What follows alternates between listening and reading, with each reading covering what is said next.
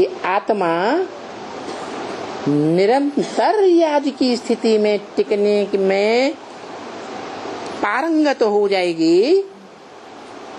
कोई भी स्थिति में, कोई भी परिस्थिति में, तो देह याद नहीं आएगी, देह के अंग याद नहीं आएंगे, और देह का वो अंग जो सबसे जास्ती बुद्धि खराब करने वाला है, मेल फीमेल की, जो कोई भी मेल अपने जीवन में मृत्यु के समय, आखिरी समय, शरीर छोड़ते समय क्या याद करता है? हैं?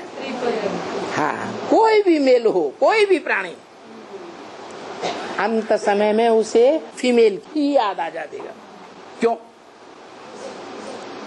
और फीमेल का वो कामांग ही याद आवेगा, नाक कान आंख नहीं याद आवेगी। ऐसा कौन सा प्रबल अंग है जो हर प्राणी मात्र को अंतिम समय में याद जरूर आ जाता है? क्योंकि सारा जीवन जो याद करेंगे, सारा जीवन जिस अंग से सुख लेंगे, वो अंत में जरूर याद आ जाएगा। ऐसे ही फीमेल, मेल स्त्री अंग को याद करेगा, स्त्री के कामांग को याद करेगा, तो स्त्री का कामांग लेकर जन्म लेगा। और फीमेल अंत समय में, शरीर छोड़ते समय क्या याद करती है? पुरुष को याद करती है। तो अंतमते सुगते हो जाती है, उसको मेल का जन्म मिल जाता है। इतना याद का प्रबल महत्व है। कौन से अंग का है? काम अंग का इतना प्रबल महत्व है। तो उस अंग की प्रवृत्ति में रहते, प्रवृत्ति का मतलब है प्रकृष्ट, प्र माने प्रकृष्ट, वृत्ति माने गोलाकार। इसलिए यादगार शिव के मंदिर में रखी हुई है। क्या? शिवलिंग जलाधारी दिखाते हैं, जो ज्ञान जल का आधार लेती है। प्रैक्टिकल जीवन में पुरुष ज्ञान जल का आधार नहीं ले पाता,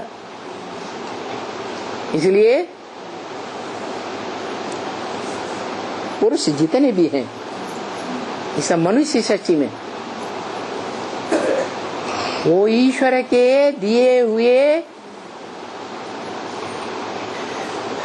वर्षे में, शिव ने जो वर्षा दिया ज्ञान का, उस वर्षे में प्रैक्टिकल जीवन में नहीं टिक पाते। चलो और इंद्रियों की प्रैक्टिस में टिक भी जाए, लेकिन कामांग का कर्तव्य करते समय टिक ही नहीं पाते।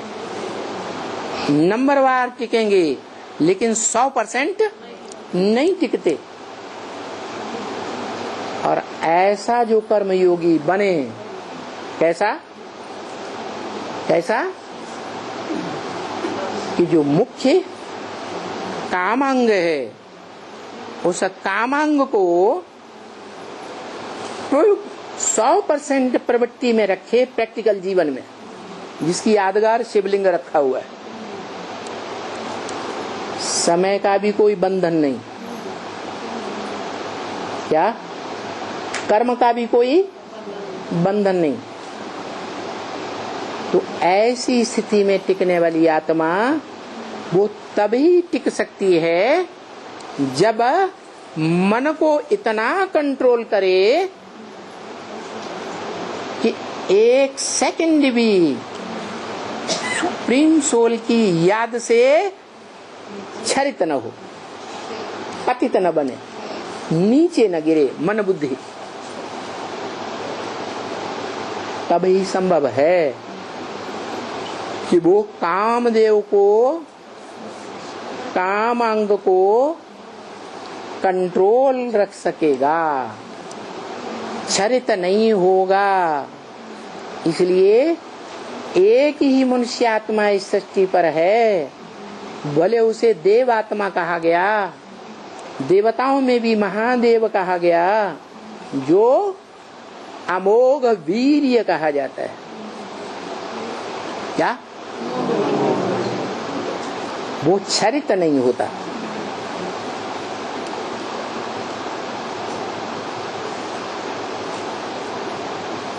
कैसी भी स्थिति आ जाए, कैसी भी सुंदरी का संग क्यों न हो,